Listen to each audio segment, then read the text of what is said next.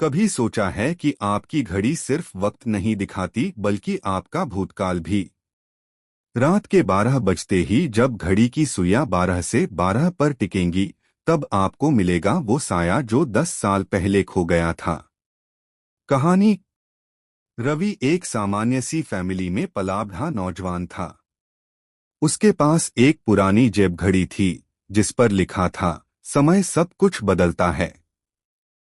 ये घड़ी उसके दादाजी ने उसे दी थी 10 साल पहले। उस दिन दादाजी ने कहा था, इस घड़ी को कभी न खोना रवि। वक्त के साथ साथ यादें भी टिकती हैं। 10 साल बाद रवि अब एक शहर में नौकरी कर रहा था।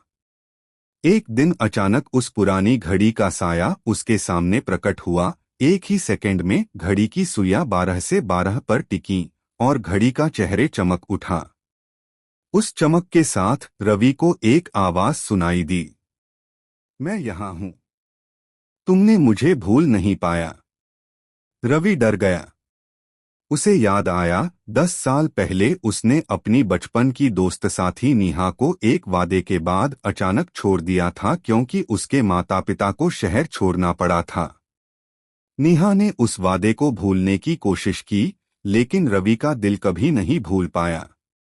अब घड़ी के साये ने रवि को उस रात शहर के पुराने पार्क बेंच पर बुलाया जहां वह और नेहा अक्सर बैठते थे।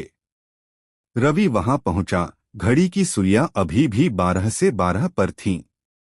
पीछे से एक साया निकला। नेहा का चेहरा था, लेकिन वो बोल नहीं रही थी।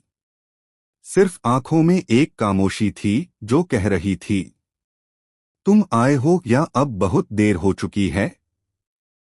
रवि ने भूली हुई बातों को याद किया, वह वादा जो उसने नहीं पूरा किया था, नेहा के आंसू और उसके जाने का दुख। उसने घुटनों पर गिरकर माफ मांगने की कोशिश की, लेकिन साया ने कहा, मैं माफी नहीं मांग रही, मैं बस वक्त मांग रही हूँ। वक्त। रवि समझ गया, उसे गुजर चुके 10 सालों को वापस नहीं ले सकते थे, लेकिन एक मौका था। आज रात जब घड़ी की सुइयां 12 से 12 पर थीं, उसे नेहा के विश्वास को पुनर्जीवित करना था। उसने कहा, मैं तुमसे वादा करता हूँ, अब से तुम्हें नहीं भूलूंगा, तुम्हारी यादों को छोड़ूंगा नहीं, और हम फिर से शुरुआत करेंगे। साया ने धीरे से मुस्कुराकर अपनी हाथ घड़ी के चेहरे पर रखा। घड़ी की चमक वृद्धि हुई और साया गायब हो गई, लेकिन वो मुस्कान रवि के दिल में रह गई। घड़ी की सुइयां धीरे धीरे सामान्य टाइम दिखाने लगीं। अंत। मोरल। अगले दिन सुबह रवि ने नेहा को फोन किया। उसने उसे पार्क में बुलाया। नेहा आई, सचमुच वही बचपन की दोस्त साथी। दोनों ने एक एक पल बिताया और रवि ने अपनी घड़ी उसे दिखाई। वो बोली, ये घड़ी अभी भी 12 से 12 पर ठहरी क्यों थी?